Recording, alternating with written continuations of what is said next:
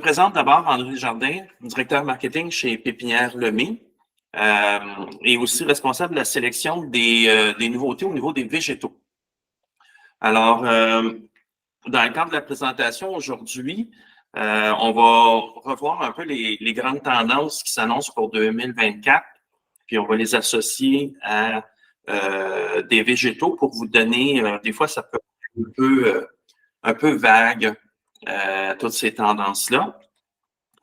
Moi, ce que je fais d'habitude à chaque année, c'est que il y a le très connu Garden Trends Report de Garden Media qui sort à chaque année, qui est toujours très attendu, mais je fais aussi un tour de d'autres sources, gardendesign.com, Monrovia, qui a toujours beaucoup de données ici, Homes and Gardens. Je fais un genre de méta-analyse de ça parce que des fois, c'est quand même assez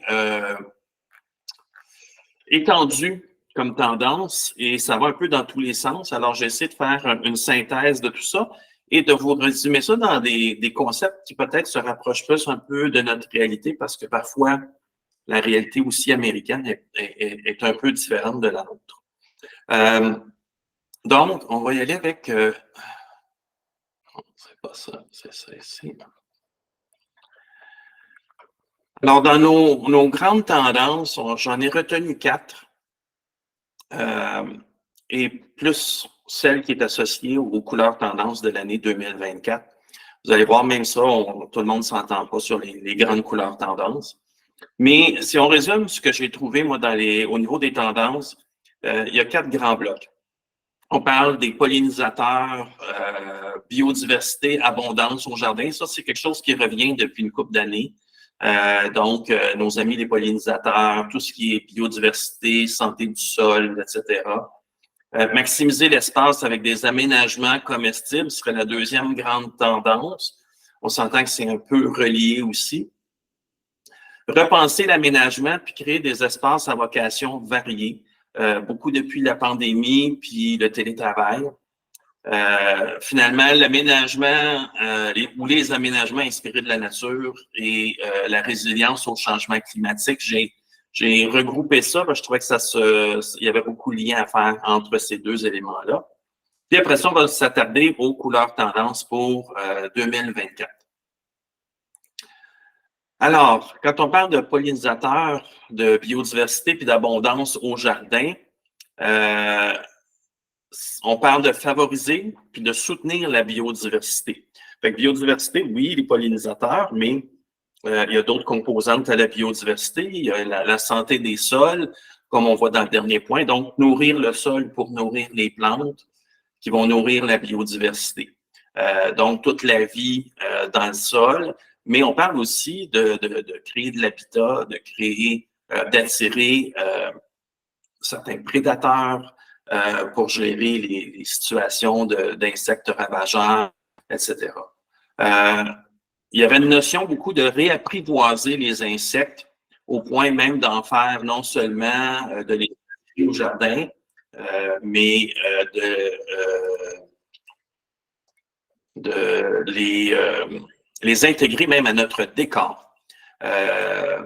Donc, tu sais, il y avait beaucoup des notions d'imprimer, de visuel, pour l'intérieur de la maison même, et donc de se réapprivoiser les insectes. Là-dedans, il y a aussi beaucoup la notion que la génération X, Y et Z sont beaucoup plus passionnés par le côté de développement durable au niveau des aménagements et la notion de développement durable en général. Donc, les actions qu'ils vont poser vont être en lien avec ça. Puis, comme je le disais, la boucle qui vient se terminer avec nourrir le sol. Fait qu'on va voir des options qui peuvent être intéressantes aussi là-dessus.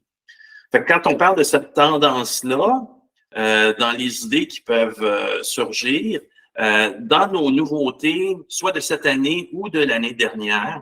Donc, de cette année, on va avoir l'Aquilegia Clementine Mix. L'Aquilegia, c'est connu, c'est une fleur de début de printemps qui attire beaucoup les pollinisateurs. Donc, au printemps, tous nos pollinisateurs plus printaniers, ça peut être d'intérêt. L'intérêt de la Clementine Mix, c'est qu'un, on a un mélange de couleurs, et deux, ce sont des fleurs semi-doubles qui font un peu penser à des clématites. Donc, c'est aussi une plante qui préfère la mi-ombre. Donc, bordure de sous-bois, bordure d'éléments boisés chez vous ou chez vos clients. Donc, c'est une plante qu'on oublie parfois un peu, mais la Clementine Mix a vraiment un beau mélange de couleurs. Et ça a du plus bel effet avec son petit côté un peu clématite miniature. Une nouveauté de l'année dernière, mais qui est arrivée, je crois, un petit peu tard dans la saison, c'est l'achillée New Vintage Violet. Les achillées, tout le monde le sait, c'est un excellent choix pour les pollinisateurs. Ça a quand même une floraison assez prolongée pendant la saison. C'est une plante qui est résistante à la chaleur. C'est une plante médicinale. Fait que quand on parle de biodiversité, on a ces éléments-là aussi. C'est une plante de plein soleil. Fait que là, on a en premier une plante plus printanière mi-ombre. On a en deuxième option une achillée qui est une plante de soleil qui arrive plus tard dans le courant de l'été. Et on a enfin, moi, je la trouve très, très belle, la monarde Purple Rooster, qui est une nouveauté de cette année. C'est une monarde, c'est une grande monarde, peut-être pas aussi grande que la Jacob Klein, mais presque avec son 90 cm de hauteur. On sait que les monardes, c'est des excellentes plantes nectarifères. Fait que pour les pollinisateurs, les abeilles en particulier, c'est vraiment très, très, très intéressant. C'est aussi une plante qui est comestible par les humains. Donc, c'est entre autres, la Jacob Klein, on a le très, très fort parfum de bergamote qui s'en dégage. Fait que c'est vraiment un beau choix. Et puis, la coloration, c'est vraiment unique au niveau de la Purple Rooster, c'est vraiment, comme son nom l'indique, sa couleur, un violet royal. Pour une grande monarde comme ça, des fois, on retrouve cette couleur-là ou presque dans des plus petites variétés, mais dans les grandes monardes, c'est vraiment une couleur qui va être assez unique. Et cette variété-là aussi, son feuillage est résistant au mildiou, ce qui est toujours un enjeu avec les monardes de gérer le mildiou. Elle présente aussi des tiges robustes, donc soit pour la fleur coupée ou tout simplement pour éviter qu'elle ne s'écrase. C'est un beau choix. Fait qu'on a une belle palette de couleurs ici. Vous allez voir, quand on va parler des couleurs tendances, on va aborder d'autres types de couleurs, mais dans nos nouveautés, je crois que ça fait, pour les pollinisateurs, c'est probablement un mix très, très, très intéressant. Si on continue pour toujours dans nos pollinisateurs, c'est sûr que quand on parle pollinisateur et qu'on parle particulièrement papillons, on parle d'asclépiade. Donc, l'asclépiade est un incontournable pour les papillons, particulièrement pour les papillons monarques, dont la chenille se nourrit des feuilles. Dans ce cas-ci, c'est une introduction de l'année passée, la Gay Butterflies Mix, qui est une asclépiade tuberosa. La beauté de l'asclépiade, c'est qu'elle tolère les sols pauvres. On la retrouve souvent dans des situations de zones naturalisées, sur une plante de plein soleil, mais la Gay Butterfly Mix, c'est vraiment son mix, sa variété dans la variation dans la couleur. Parfois même, la fleur évolue dans sa couleur. Fait que ça fait vraiment une belle palette plutôt que la standard Asclepiade tuberosa qui a tendance à être vraiment juste orange. Celle-ci, on a un beau dégradé de couleur qui peut être très intéressant. Dans la même idée, un peu de palette de couleurs, si on veut, une nouveauté intéressante pour 2024, c'est le Sorghastrum Golden Sunset. On ne pense pas souvent aux graminées quand on parle de biodiversité. Pourtant, une graminée comme le Sorghastrum particulièrement est très riche en graines pour les oiseaux puis pour les petits mammifères.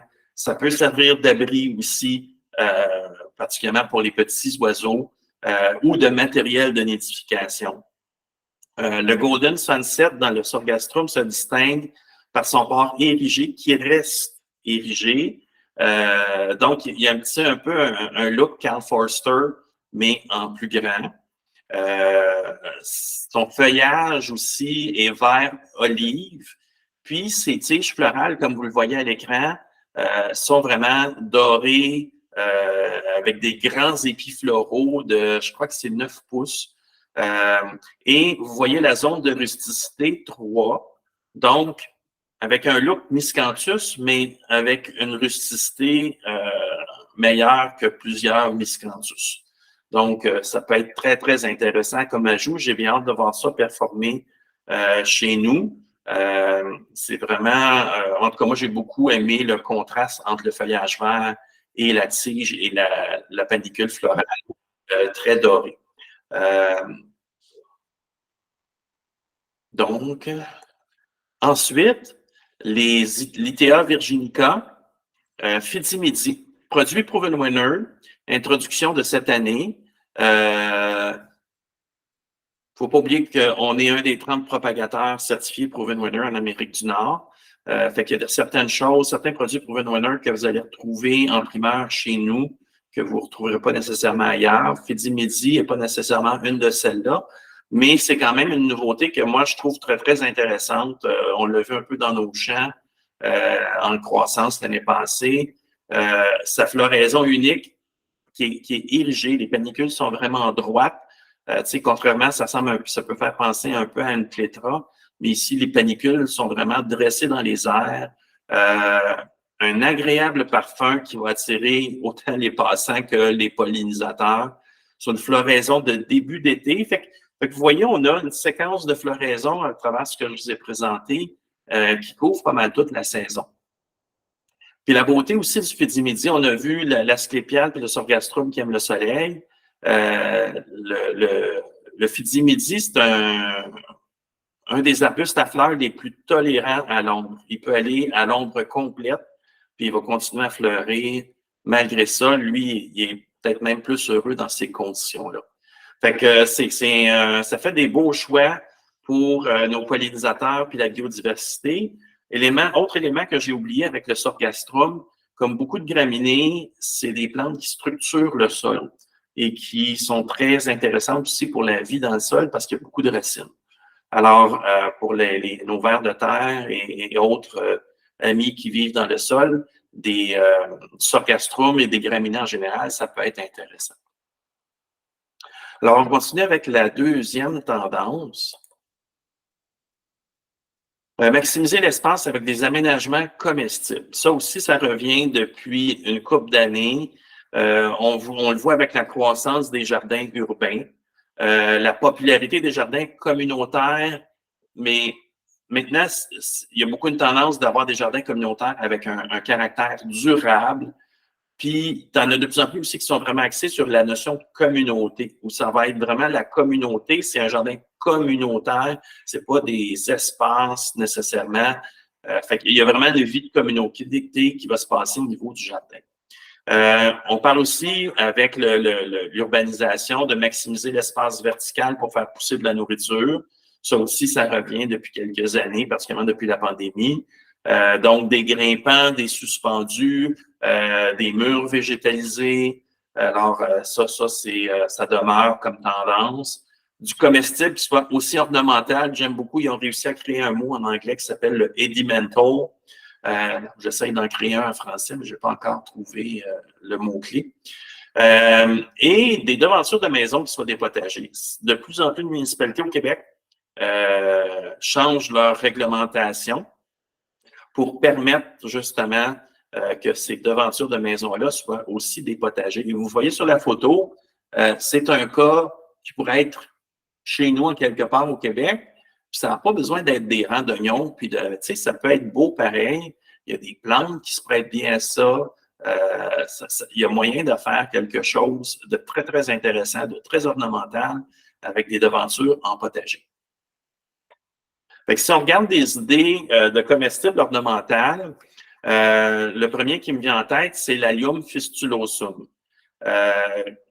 Ceux qui ont un petit côté un peu permaculturel, vont être intéressés par ça. Vous savez qu'on a déjà plusieurs alliums à caractère ornemental à la pépinière. L'allium fistulosum, c'est vraiment un comestible, des fois positionné comme un condiment. C'est aussi appelé la ciboule blanche ou l'oignon perpétuel. Moi, je préfère l'appeler l'oignon perpétuel. Moi, j'en ai chez moi et ce n'est pas l'oignon égyptien. Là, il ne se promène pas, il ne marche pas. C'est vraiment une touffe ça ressemble soit à un gros oignon vert ou à un petit poireau, mais ça fait des grosses boules de fleurs, comme vous voyez en début d'été, et ça attire beaucoup, beaucoup, beaucoup, beaucoup les pollinisateurs. Moi, c'est toujours plein d'abeilles chez moi. Et c'est une talle d'oignon, si tu ne la récoltes pas, c'est une talle d'oignon qui se multiplie, qui s'agrandit, qui s'agrandit.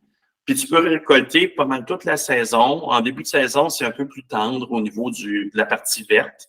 Sinon, tu peux attendre pour la partie blanche qui ressemble vraiment à un oignon vert, là, ce qu'on appelle, nous, ici au Québec, parfois l'échalote. Mais c'est vraiment, la tige est creuse, comme un oignon. Mais ça peut faire très, très joli, puis on n'a pas besoin de s'en occuper. On va récolter quand on en a besoin. C'est vraiment très intéressant comme plante à avoir au jardin. Ça a une 40-50 cm de haut.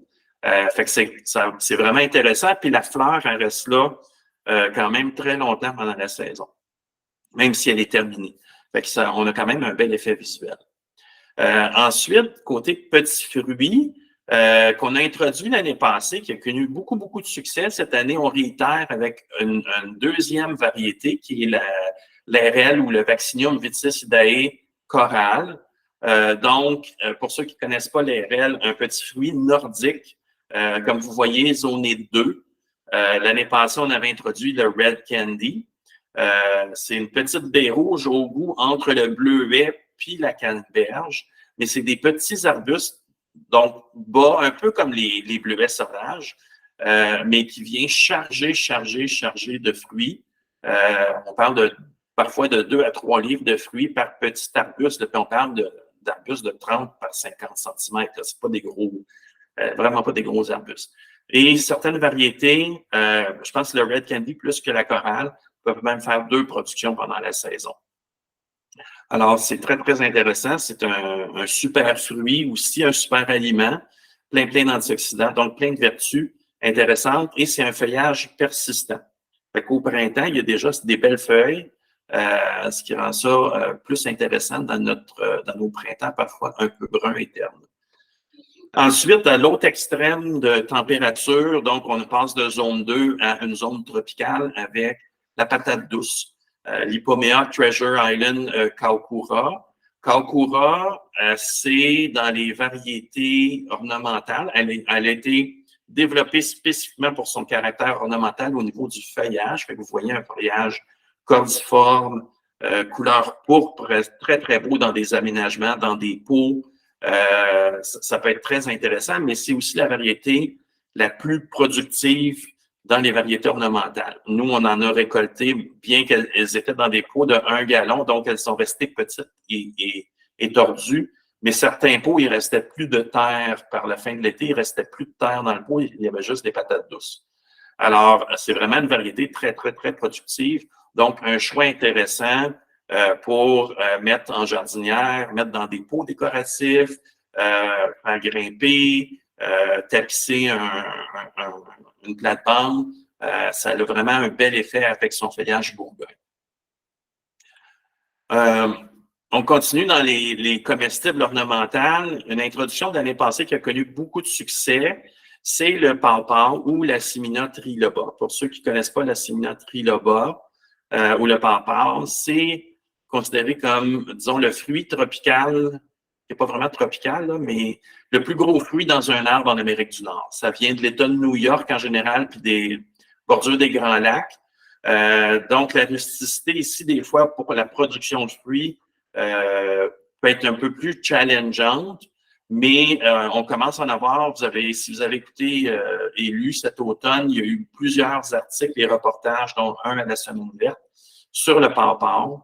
À ma connaissance, on est le seul fournisseur dans les fournisseurs de centres jardins au Québec à offrir le pawpaw. Par contre, c'est pas dans des fournisseurs, on ne s'approvisionne pas dans nos fournisseurs standards qui nous permettent d'avoir des arbres branchus. Il a fallu aller vers des standards différents. Fait qu'on, là, on est plus à ce stade-ci, on va travailler avec notre fournisseur là-dessus, mais on est plus dans des grands fouets. Mais c'est un arbre qui pousse quand même assez vite, mais c'est des belles plantes qu'on reçoit, mais c'est sûr que c'est pas comme nos arbres fruitiers qui sont déjà toutes branchés et qui produisent. Le pawpaw, on va demander quand même quelques années avant de se mettre à produire ces gros fruits. C'est des gros fruits qui ressemblent à des mangues de l'extérieur, mais vous voyez à l'intérieur la chair blanche qui goûte un peu la banane et l'ananas. Vraiment super comme goût de fruits. J'ai eu l'occasion, moi, d'en goûter, puis c'est vraiment incroyable. Dans un autre un côté plus légumes, l'asperge Sweet Purple. On connaît tous la Millennium, dont nous, ici, on en vend beaucoup, beaucoup, l'asperge Millennium. Je me suis dit que j'allais présenter la Sweet Purple pour sa couleur, faire différent un peu. Donc, on a une belle teinte au jardin. Une fois qu'elle est cuite, elle devient verte, par contre, mais ça peut faire différent de la traditionnelle asperge verte. La beauté de l'asperge aussi, si on revient à notre première tendance, c'est que quand on la laisse aller après sa période de récolte, ben elle fleurit et elle attire beaucoup, beaucoup, beaucoup les abeilles. Moi, chez nous, il y avait beaucoup, beaucoup d'abeilles dans ma planche d'asperges et ça fleurit quand même longtemps, les asperges. Donc, c'était vraiment une belle source de nourriture pour les pollinisateurs. Dernier élément, vraiment un classique un peu oublié qui revient à la mode, le fameux topinambour qui produit des belles fleurs à l'automne. Donc, pour encore une fois, nos pollinisateurs comme floraison tardive, c'est intéressant. Ça peut faire une haie d'intimité parce que ça vient 6 à 8 pieds de haut. C'est une source de nourriture presque illimitée. Tu vas piger dedans quand tu en as besoin. Ça se renouvelle. Même si tu penses avoir tout ramassé, il y en a encore. Donc, ça se renouvelle d'année en année sans aucun effort. Puis ça se consomme sensiblement de la même façon que des pommes de terre. Donc, un choix très, très intéressant et c'est aussi très rustique. Si on va vers la troisième tendance, donc, qui est de repenser les aménagements et de créer des espaces à vocation variée. Donc, ça, c'est beaucoup dans le contexte du travail depuis la maison qui a connu un essor important au cours des dernières années. Donc, on souhaite avoir des espaces différents avec des fonctions spécifiques.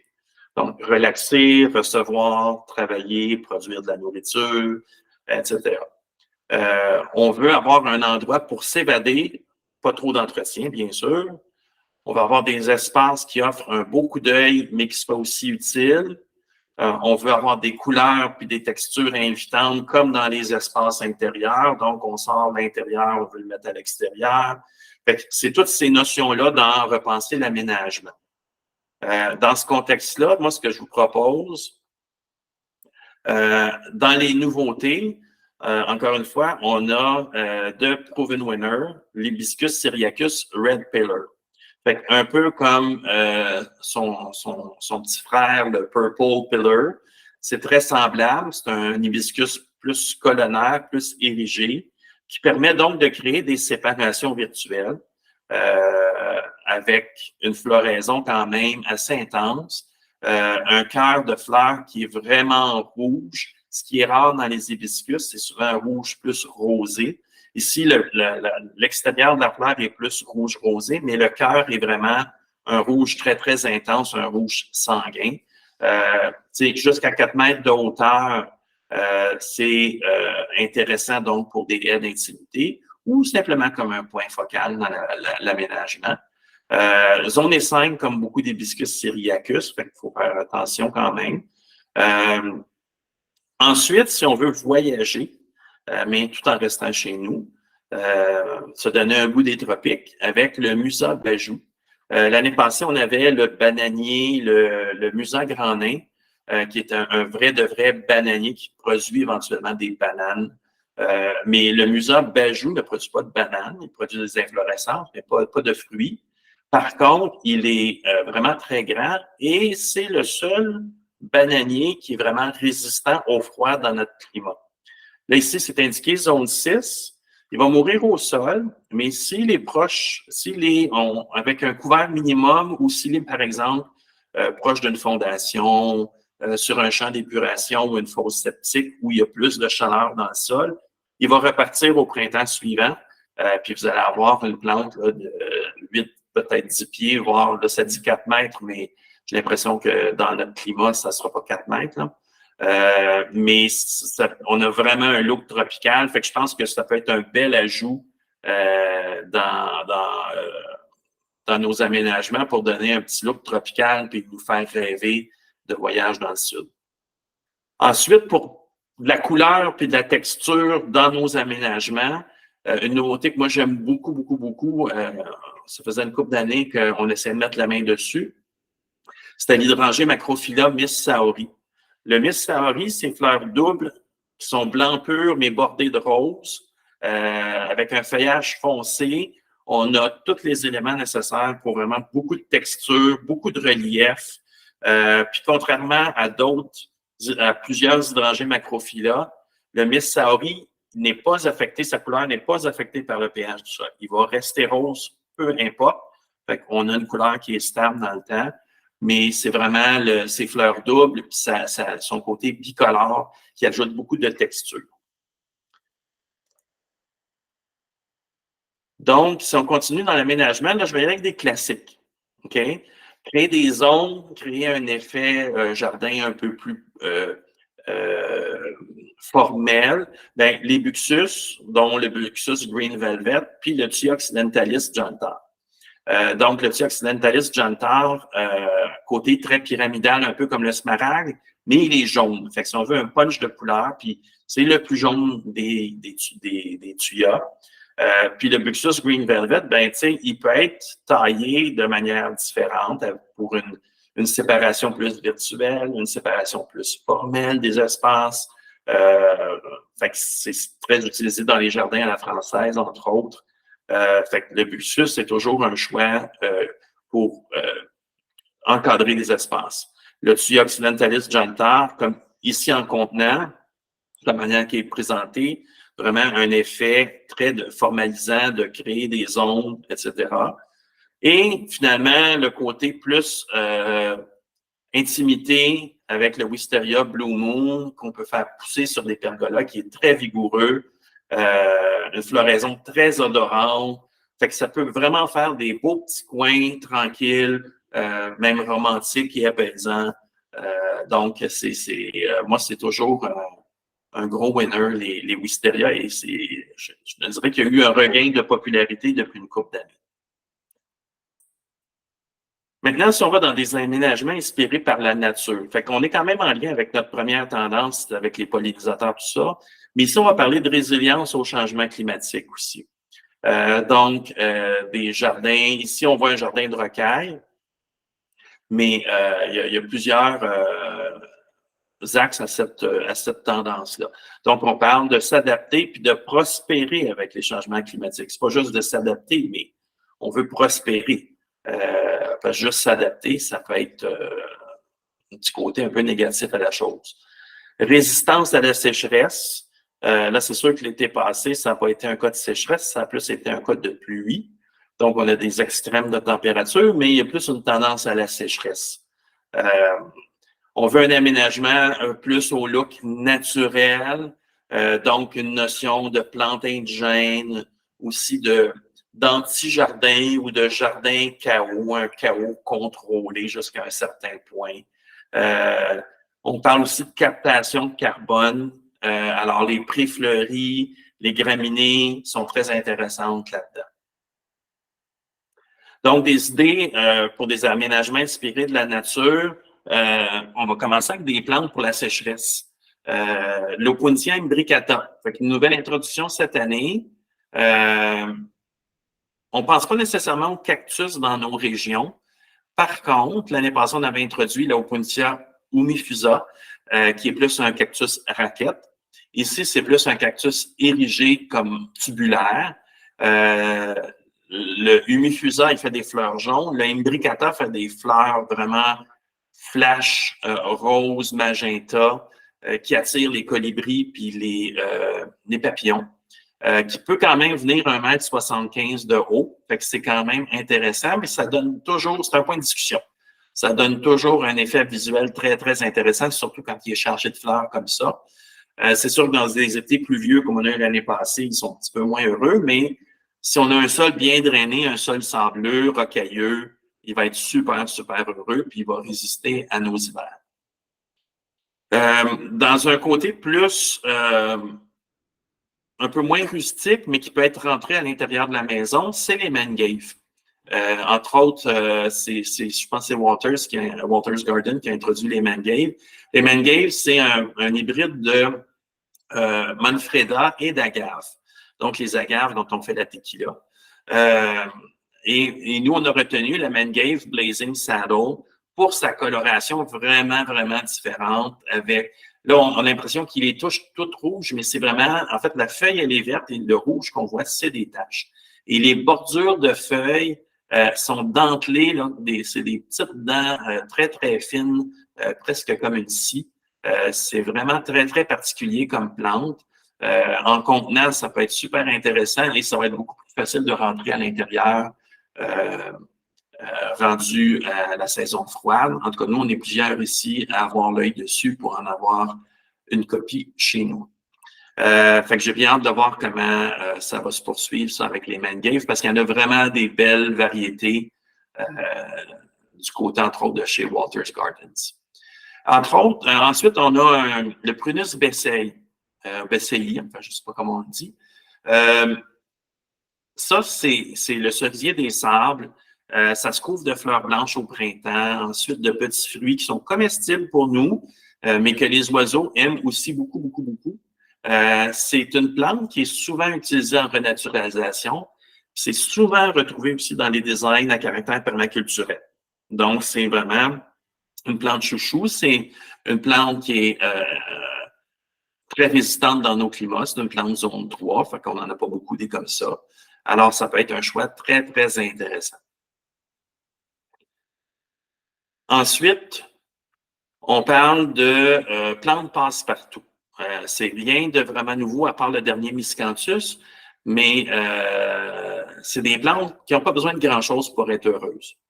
Donc, l'Euphorbia polychroma, que je pense pas mal tout le monde connaît, avec ses bractées jaunes à au mois de mai, juin, son feuillage qui est décoratif tout le reste de l'été, qui devient rouge à l'automne, ça forme un beau coussin. C'est tolérant à la sécheresse. Il n'y a pas de maladie de ravageur qui s'intéresse à ça. Ça requiert peu d'entretien. Donc, c'est vraiment, là, on plante ça, on l'oublie, puis la vie est belle. Un peu la même chose avec la Contonie voyageuse, qui est une plante indigène du Canada, qui est pas super bien connue. Nous, on pousse beaucoup dessus, on la présente, puis elle crée toujours beaucoup d'intérêt quand on la présente. C'est un look léger de fougère. C'est une plante qui est très aromatique, donc elle éloigne les moustiques, entre autres, mais il n'y a pas de ravageurs vraiment qui s'intéressent à la Contonie voyageuse. Elle se contente de sol pauvre, elle requiert peu d'entretien et en plus, c'est un fixateur d'azote. Donc, quand on parlait de prendre soin de la vie dans le sol, le fixateur d'azote, c'est important. Donc, c'est vraiment une plante à avoir, là, puis c'est zone étroite, c'est rustique, ça a tout pour elle. Ça fait juste pas de fleurs. Mais, puis après ça, du côté des miscanthus, donc on vient dans nos graminées, donc on parlait tantôt de l'avantage. Le miscanthus, le cute one, comme son nom l'indique, c'est probablement le plus cute de nos miscanthus. Avec sa petite taille, fait qu'on parle de 50 cm. Ça, je pense, c'est avec la panicule. Sa floraison rouge en fin d'été, il est parfait en pot, il est parfait pour le balcon, il a de très faibles besoins en eau. Puis à la limite, on peut le disposer presque comme un couvre-sol pour protéger le sol, vu qu'il n'est pas très haut, il ne cachera pas les autres plantes. Donc, ça peut être un choix intéressant à ce niveau-là. Une belle nouveauté pour cette année que j'ai hâte de voir là, dans nos champs. Ensuite, quand on parle des tendances couleurs, il y a toujours deux grandes tendances qui sortent à chaque année, soit celle du Garden Trends Report et celle de Pantone avec sa couleur officielle de l'année. Donc, si on a deux couleurs, vous me direz, qui sont plus plutôt éloigné. C'est souvent le cas avec les deux grandes tendances de couleurs. Donc, avec le Garden Trends Report, ce qu'on parle, c'est le vert lime néon, couleur percutante qui va dynamiser corps et esprit, côté très lumineux, qui vient associer nature et technologie, parce qu'il y avait beaucoup ça dans les tendances du Garden Trends Report, l'utilisation de la technologie au jardin.